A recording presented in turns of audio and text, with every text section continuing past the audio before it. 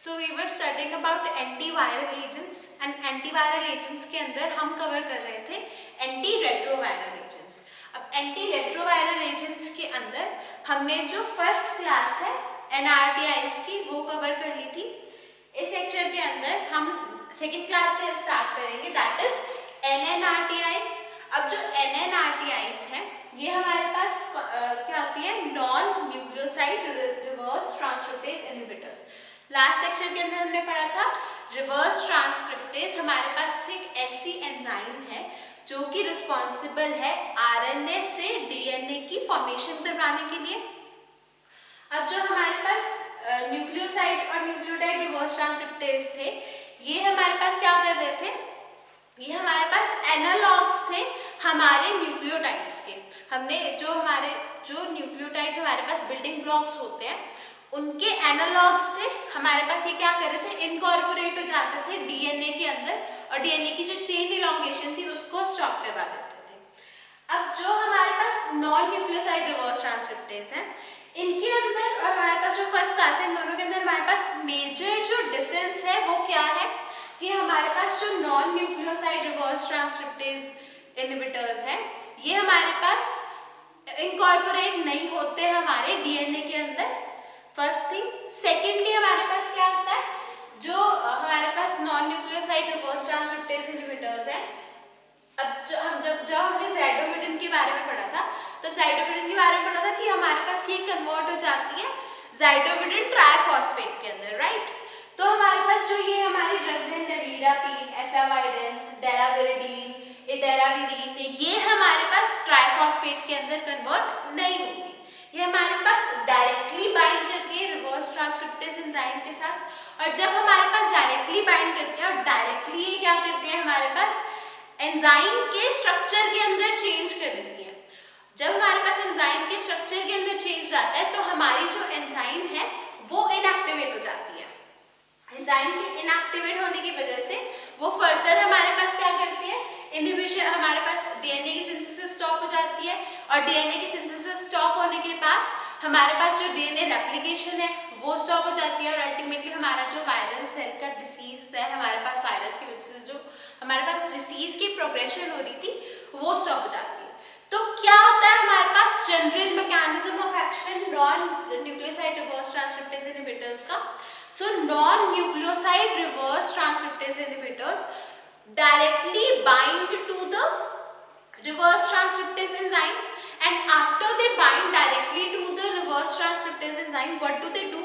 They bring about a structural change, and due to that structural change the enzyme gets inactivated, enzyme inactivate हो जाती है और inactivation की वजह से क्या होता है, हमारे पास DNA की synthesis stop हो जाती है, right? तो आई होप कि आपको मैकेनिज्म ऑफ एक्शन क्लियर हो हमारे non nucleoside reverse transcriptase inhibitors का। अब जो NNRTIs है, NNRTIs के अंदर हमारे पास जो मेजर ड्रग है दैट इज नेविरापिन। अब जो नेविरापिन ड्रग है ये हमारे पास वेल एब्जॉर्ब्ड है ऑरली, मोर देन 90% हमारे पास इसकी बायोअवेलेबिलिटी है। इसकी जो कॉन्सेंट्रेशन है वो CSF में भी, यानी कि हमारे पास जो सेरेब्रोस्पाइनल फ्लूइड है उसके अंदर भी अच्छी हमारे पास गुड कंसंट्रेशन आती है। हमारे पास जो नेविरापिन ड्रग है, नेविरापिन हमारे पास इसकी जो T-half है वो हमारे पास लॉन्ग है, जिसकी वजह से वंस डेली का जो हमारे पास डोज है वो वर्क करता है इसका। अब उसके अलावा वन ऑफ द थिंग्स है कि जो फैटी फूड है वो हमारे पास नेविरापिन की एब्जॉर्प्शन के साथ इंटरफेयर करती है। इसकी वजह से हमारे पास जो नेविरापिन ड्रग है वो एम्प्टी स्टमक दी जानी चाहिए। हमारे पास इसकी जो मेटाबॉलिज्म है वो हमारे पास माइक्रोसोमल एंजाइम्स की वजह से होती है। अब नेविरापिन की वजह से हमारे पास skin rashes, pruritus, Steven Johnson symptoms, यानी कि हमारे पास एलर्जिक रिएक्शंस आते हैं ड्यू टू नेविरापिन। उसके अलावा हमारे पास इन्हीं जो हमारे पास एलर्जिक रिएक्शंस आ रहे हैं नेविरापिन की वजह से, उनकी वजह से हमारे पास क्या होता है, हम नेविरापिन अगर किसी पेशेंट को एडमिनिस्टर कर रहे हैं तब हमारे पास स्टार्टिंग जो की जाती है वो लो डोज के साथ की जाती है और ग्रेजुअली इंक्रीज की जाती है ताकि हमारे पास जो हमारे साइड इफेक्ट्स हैं उसका पता चल सके कि अगर हमारे पास कोई पेशेंट एलर्जिक है तो उसके अंदर हम नेविराबिन को अवॉइड कर सकें। उसके अलावा हमारे पास जो हमारी नॉन न्यूक्लियोसाइड या फिर NNRTIs है, non nucleoside reverse transcriptase inhibitors, ये सारी की सारी ड्रग्स हमारे पास सिर्फ HIV-1 के लिए इफेक्टिव होती है, HIV-2 के लिए इफेक्टिव नहीं होती। ये जो ड्रग्स है ये इनकी हमारे पास रेजिस्टेंस बहुत ज़्यादा फास्ट आती है, तो इसकी वजह से हमारे पास हमेशा जो NNRTIs है वो कॉम्बिनेशन में दी जाती है। अब जो नेविराबिन ड्रग है, अगर आपको याद हो तो हमने पहले भी डिस्कस करा था कि नेविराबिन वन ऑफ दोज ड्रग्स है जो हमारे पास प्रेग्नेंट फीमेल्स के अंदर दी जाती है और उसके अलावा हमारे पास न्यूबॉर्न बेबीज के अंदर दी जाती है।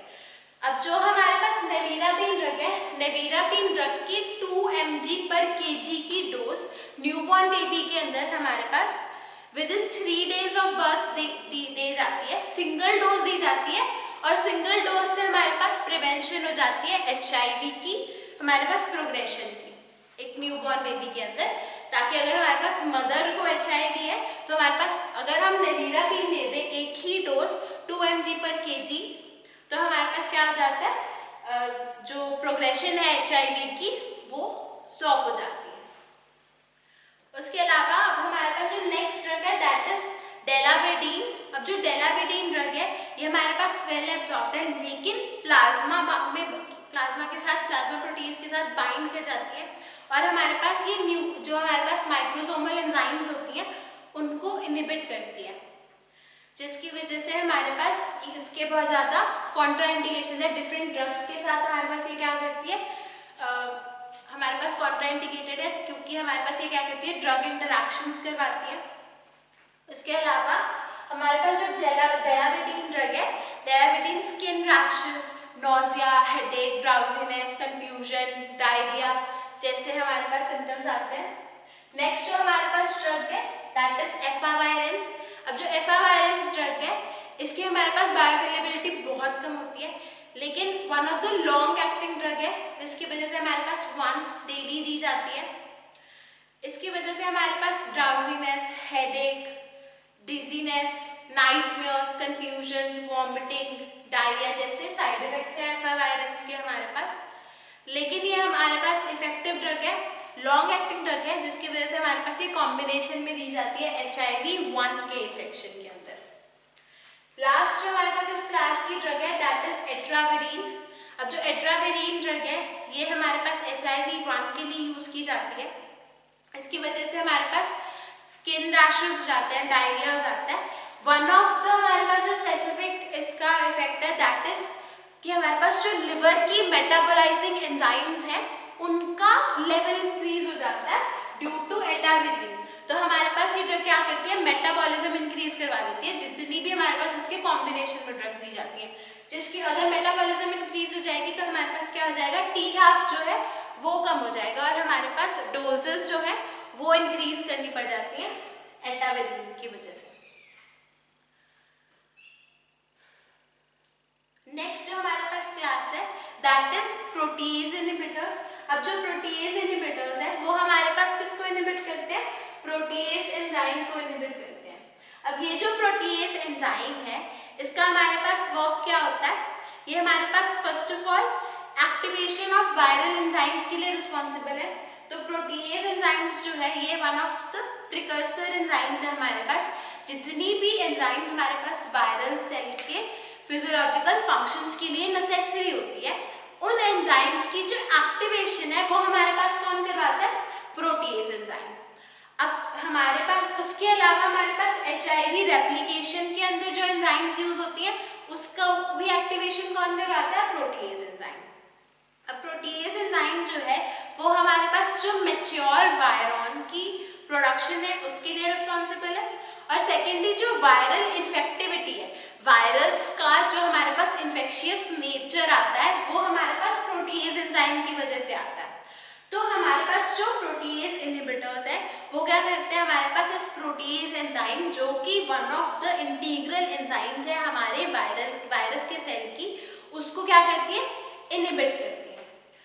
सो अब हमारे पास कैसे इनहिबिट करती है, जो हमारे पास इनहिबिटर्स है हमारे प्रोटीएज एंजाइम के, वो कॉम्पिटिटिवली बाइंड करते हैं हमारे पास प्रोटीएज एंजाइम के साथ।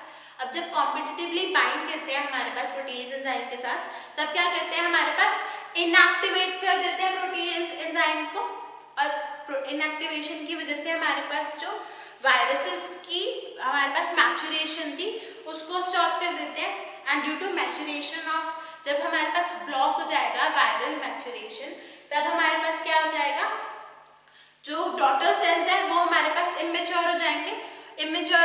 और सेकेंडली क्या हो जाएगा, हमारे पास जो इन्फेक्टिविटी थी या फिर जो इन्फेक्शियस नेचर था वो एक्वायर नहीं कर पाएंगे, और हमारे पास डिसीज की जो प्रोग्रेशन है वो स्टॉप हो जाएगी अगर कोई पेशेंट को हम प्रोटीएज इनहिबिटर्स देते हैं। अब जो हमारे पास प्रोटीएज इनहिबिटर्स है, प्रोटीएज इनहिबिटर्स हमारे पास वन ऑफ द जो मेजर हमारे पास एजेंट है दैट इज सैक्विनाविर। अब जो सैक्विनाविर एजेंट है हमारे पास, ये हमारे पास क्या करता है, प्रोटीएज एंजाइम को इनहिबिट करता है। अब जो सैक्विनाविर एजेंट है हमारे पास, ये जो प्रोटीएज एंजाइम है, प्रोटीएज एंजाइम हमारे पास वायरल एंजाइम है, तो जो हमारे पास one of the side effects protease enzyme के साथ, प्रोटीएज इनहिबिटर्स के साथ क्या आता है कि हमारे पास जो हमारी लिवर की एंजाइम्स है उनका जो हमारे पास नेचर है या फिर स्ट्रक्चर है वो प्रोटीएज के साथ मैच करता है। अब प्रोटीएज एंजाइम को इनहिबिट करने के साथ साथ हमारे पास जो प्रोटीएज इनहिबिटर्स हैं वो क्या करते हैं, हमारी जो लिवर की एंजाइम्स हैं उसको भी क्या कर देते हैं, इनहिबिट कर देते हैं। उसके अलावा हमारे पास जो सेक्विनाविर ड्रग है, सेक्विनाविर ड्रग को छोड़ के हमारे पास बाकी की जो ड्रग्स हैं ये हमारे पास वेल एब्जॉर्ब्ड है। जो सेक्विनाविर ड्रग है वो हमारे पास पुअरली होती है, पूरल ऑरल एब्जॉर्प्शन है। हमारे पास जो सेक्विनाविर ड्रग है ये हमारे पास फैटी फूड की प्रेजेंस में एब्जॉर्ब हो जाती है, इसीलिए हमारे पास फैटी फूड के कंजम्पशन के बाद 2 आवर्स के बाद हमारे पास सेक्विनाविर दी जाती है।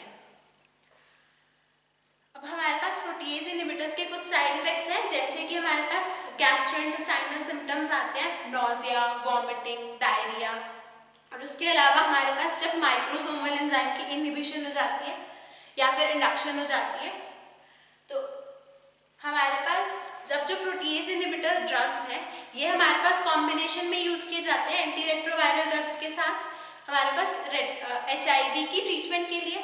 अब one of the important drugs जो है वो है हमारे पास रिटोनाविर। अब जो रिटोनाविर ड्रग है, रिटोनाविर ड्रग हमारे पास क्या करती है, प्रोटीएज का इनहिबिटर है, वन थिंग। सेकेंड थिंग क्या है, हमारे पास जो लिवर की माइक्रोसोमल एंजाइम है उनको क्या करती है, हमारे पास इनहिबिट करती है। अब लिवर की जो एंजाइम्स होती हैं उनका काम क्या होता है, हमारे पास मेटाबॉलिज्म कंडक्ट करवाना हमारी ड्रग्स की। तो अगर हमारे पास जो एंजाइम है लिवर की वो हमारे पास इनहिबिट हो जाएंगी तो वो क्या करेंगे, हमारे पास हमारे अवेलेबल नहीं रहेंगी हमारे ड्रग्स को इनहिबिट करने के लिए। तो ये जो मैकेनिज्म है रिटोनाविर का ये मैकेनिज्म है बूस्टेड मैकेनिज्म, यानी कि हमारे पास अब सेक्विनाविर हमारे पास इनिशियली हमने पढ़ा कि सेक्विनाविर हमारे पास क्या होती है, पुअरली एब्जॉर्ब होती है, राइट। अब पुअरली एब्जॉर्ब होती है तो हम उसके अलावा हमारे पास इसकी मेटाबॉलिज्म भी फास्ट है। लेकिन अगर हम रिटोनाविर और सेक्विनाविर का अगर कॉम्बिनेशन दें तो हमारे पास क्या होगा, रिटोनाविर जो है वो हमारे पास सेक्विनाविर की जो हमारे पास मेटाबॉलिज्म है उसको इनहिबिट करवा देगी और हमारे पास सेक्विनाविर अपना एक्शन शो कर पाएगी। इसीलिए इसको हम कहेंगे सेक्विनाविर बूस्टेड विद रिटोनाविर। सो या फिर इसको बोलते हैं हम SAC/R ड्रग्स, या फिर जो अगर हम इंडिनाविर के साथ दे रहे हैं रिटोनाविर को तो इंडी/R, यानी कि हमारे पास बूस्टेड ड्रग है। हमारे पास जनरली कॉम्बिनेशन में आती है प्रोटीएज इनहिबिटर्स, एक दूसरे को क्या करती है, बूस्ट करती है, ठीक है। सो हमारे पास दिस वाज प्रोटीएज इनहिबिटर्स। अब प्रोटीएज इनहिबिटर्स के अंदर हमने रिटोनाविर के बारे में पढ़ लिया है। उसके अलावा हमारे पास एम्प्रीनाविर नाम की एक ड्रग होती है जो कि हमारे पास फोसाम्प्रीनाविर जो हमारे पास कम यूज होती है इन कंपैरिजन टू एम्प्रीनाविर। हमारे पास फॉसरीनाविर, हमारे पास फोसाम्प्रीनाविर हमारे पास ज़्यादा यूज होती है। जो फोसाम्प्रीनाविर ड्रग है वो हमारे पास प्रो ड्रग होती है एम्प्रीनाविर की। फोसाम्प्रीनाविर हमारे पास कन्वर्ट हो जाती है एम्प्रीनाविर के अंदर और फिर क्या करती है हमारे पास, अब हमारे प्रोटीज एंजाइम को इनहिबिट करती है, लेकिन इसकी कुछ एलर्जिक रिएक्शंस कॉज होते हैं हमारे पास। उसके अलावा हमारे पास एटाजानाविर ड्रग है। एटाजानाविर जो ड्रग है हमारे पास, ये लॉन्ग एक्टिंग ड्रग है। ये भी हमारे पास जो लिवर एंजाइम्स है उसका लेवल जो है वो इंक्रीज कर देती है, एटाजानाविर जो ड्रग है। तो इसके साथ हमारे पास क्या किया जाता है, रिटोनाविर दिया जाता है। अब जो रिटोनाविर ड्रग है वो हमारे पास एंजाइम्स को वापस इनहिबिट कर देगी। नेक्स्ट जो हमारे पास क्लास है ड्रग्स की, दैट इज एंट्री इनहिबिटर्स। अब जो एंट्री इनहिबिटर्स है उसके अंदर हमारे पास एनफ्यूवेटाइड और माराविरोक है।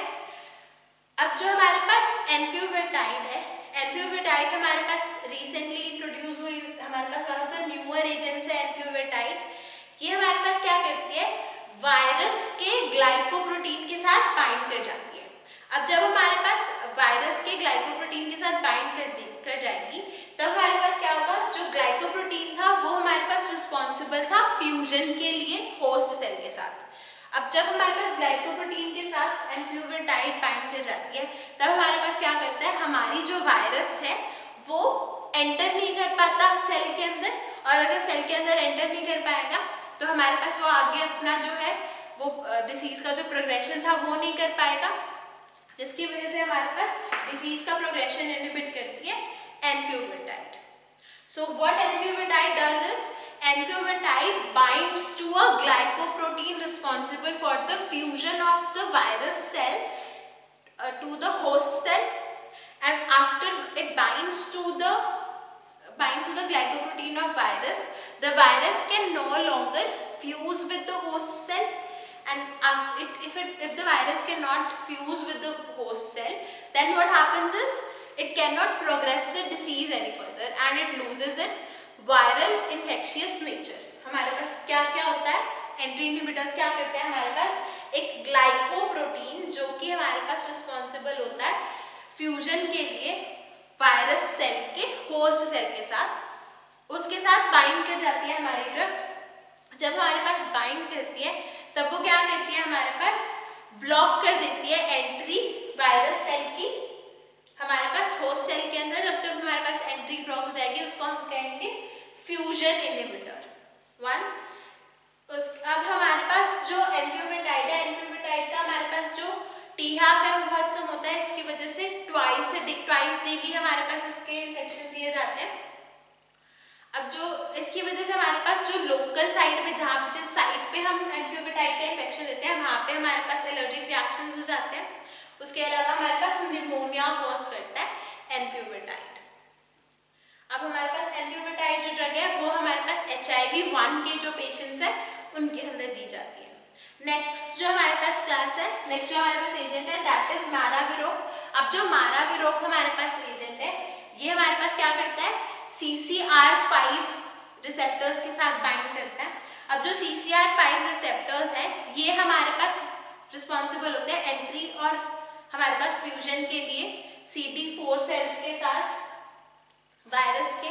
तो हमारे पास अगर हमारे पास CCR5 जो रिसेप्टर्स हैं उसके साथ हमारे पास माराविरोक बाइंड कर जाएगा तो एंट्री ब्लॉक हो जाएगी। अब जब हमारे पास एंट्री ब्लॉक हो जाएगी तो हमारे पास वायरस जो है वो फर्दर अपने पास रेप्लिकेट नहीं कर पाएगा, और फर्दर रेप्लिकेट नहीं कर पाएगा तो हमारे पास उसकी जो डिसीज है उसकी प्रोग्रेशन हमारे पास स्टॉप हो जाएगी।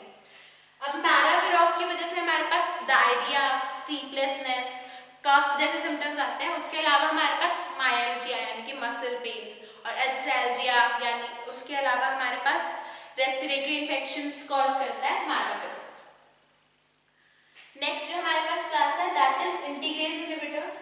अब जो इंटीग्रेज इनहिबिटर्स हमारे पास क्लास है उसके अंदर आती है रेल्टेग्राविर। अब हमारे पास जब हमारे डीएनए है वो हमारे पास फॉर्मेशन हो जाती है तो डीएनए हमारे पास ह्यूमन सेल के अंदर इंटीग्रेट होके हमारे पास फर्दर प्रोग्रेशन करवाता है डिसीज की। तो इस इंटीग्रेशन को हमारे पास इंटीग्रेज एंजाइम रिस्पॉन्सिबल होती है। तो हमारे पास हमारे जो इंटीग्रेज इनहिबिटर्स हैं वो क्या करते हैं, इंटीग्रेज एंजाइम को इनहिबिट करते हैं। तो जब हमारे पास इंटीग्रेज एंजाइम इनहिबिट हो जाएगी तब हमारे पास क्या होगा, जो इंटीग्रेशन है HIV के DNA की होस्ट सेल के अंदर या क्रोमोसोम ऑफ होस्ट सेल्स के अंदर, वो हमारे पास इनहिबिट हो जाएगा। और जब हमारे पास इंटीग्रेशन नहीं होगी तो हमारी जो डिसीज है उसकी प्रोग्रेशन स्टॉप हो जाएगी। अब रेल्टिग्रावर की वजह से भी हमारे पास एलर्जिक रिएक्शंस, डायरिया, वॉमिटिंग जैसे सिम्टम्स देखे जाते हैं। उसके अलावा डिजीनेस कॉज करता है हमारे पास रेल्टिग्रावर। सो विद दिस आपके जो एजेंट्स हैं एंटी रेट्रोवायरल एजेंट्स वो कंप्लीट होते हैं। इसके बाद एक छोटा सा टॉपिक है आपका ट्रीटमेंट ऑफ HIV। अब जो HIV की ट्रीटमेंट है, अगर आपको याद है तो इसके जो प्रीवियस लेक्चर था उसके अंदर हमने हार्ट डिस्कस किया था। हार्ट हमारे पास क्या है, हमारे पास highly active anti retroviral therapy है। अब हाईली एक्टिव रेट्रोवायरल थेरेपी के अंदर हमारे पास WHO के थ्रू, हमारे पास जो वर्ल्ड हेल्थ ऑर्गेनाइजेशन है उसके थ्रू हमारे पास जो हमारे पास रेकमेंडेड हमारे पास गाइडलाइंस है उसके अकॉर्डिंग हमारे पास फर्स्ट लाइन ड्रग्स यूज की जाती है ट्रीटमेंट के अंदर HIV की, और सेकेंड लाइन ड्रग्स यूज की जाती है। फर्स्ट लाइन ड्रग्स के अंदर हमारे पास क्या क्या यूज किया जाता है, या तो हमारे पास 2 NRTIs यूज होंगे और उसके कॉम्बिनेशन में एक NNRTI यूज होगा। अब जो 2 NRTIs हम यूज कर रहे हैं उसके अंदर ज़िडोविडिन या फिर टेनोफोविर यूज हमारे पास करना ही करना है, सेकेंड की चॉइस है। फर्स्ट जो ड्रग है वो हमारे पास ज़िडोविडिन या टेनोफोविर होनी चाहिए, अब दोनों इकट्ठी नहीं यूज कर सकते। और हमारे पास सेकेंड लाइन जो ड्रग्स है उसके अंदर हम बूस्टेड TIs यूज करते हैं, और सेकेंड लाइन ड्रग्स तभी यूज की जाती है हमारे पास अगर जो फर्स्ट लाइन ड्रग्स है वो हमारे पास एक्शन शो ना कर सके। तो हमारे पास जो सेकेंड लाइन ड्रग्स है, सेकेंड लाइन ड्रग्स के अंदर हम जो प्रोटीएज इनहिबिटर्स है बूस्टेड रिडोनाविर के साथ जो बूस्ट किए गए हमारे पास इनहिबिटर्स हैं उनके साथ हम यूज करते हैं, और उसके अलावा 2 NRTIs यूज करते हैं। और अगर हमने फर्स्ट लाइन के अंदर ज़िडोविडिन ड्रग प्रिस्क्राइब करी थी तो सेकेंड लाइन के अंदर हम टेनोफोविर प्रिस्क्राइब करते हैं, और वाइस वर्सा। अगर हमने फर्स्ट लाइन के अंदर टेनोफोविर प्रिस्क्राइब करी थी तो सेकेंड लाइन के अंदर हम ज़िडोविडिन प्रिस्क्राइब करते हैं। यानी कि हमारे पास ज़िडोविडिन और टेनोफोविर तो प्रिस्क्राइब होती ही होती हैं फर्स्ट लाइन और सेकेंड लाइन के अंदर।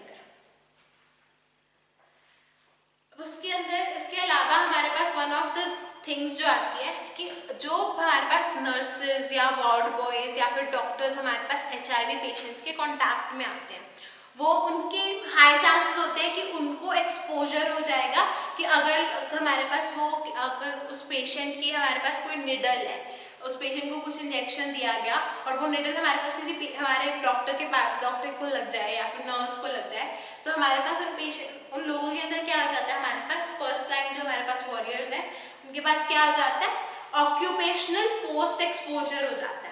अब जब ऑक्यूपेशनल पोस्ट एक्सपोजर हो जाता है तब उन पेशेंट्स के अंदर हमारे पास जो फर्स्ट लाइन ड्रग्स हैं उसकी विदिन फ्यू आवर्स हमारे पास डिसीज जो हमारे पास ड्रग्स हैं वो हमारे पास थेरेपी स्टार्ट कर देनी चाहिए ताकि हमारे पास उस पेशेंट के अंदर HIV ना हो। और उनके अंदर हमारे पास ज़िडोविडिन 300 mg और लैम्बिविडिन 150 mg का कॉम्बिनेशन दिया जाता है ट्वाइस डेली फॉर 4 वीक्स, और इसको कहते हैं हम anti retroviral therapy. Anti retroviral therapy दी जाती है ART हमारे पास उन पेशेंट्स के अंदर जो हमारे पास अपने ऑक्यूपेशन की वजह से उनके अंदर जब HIV के लिए वो हाई रिस्क में चले जाए या फिर उनके अंदर हमारे पास वो HIV पेशेंट के कांटेक्ट में आ जाए, तो HIV अगर ना हो इसलिए हमारे पास 4 वीक्स के लिए ट्वाइस डेली ड्रग्स दी जाती है, ज़िडोविडिन और लॉमिविडिन का कॉम्बिनेशन दिया जाता है। सो विद दिस आपका जो एंटीवायरल हमारे पास एंटीवायरल का चैप्टर है वो फिनिश होता है। So thank you.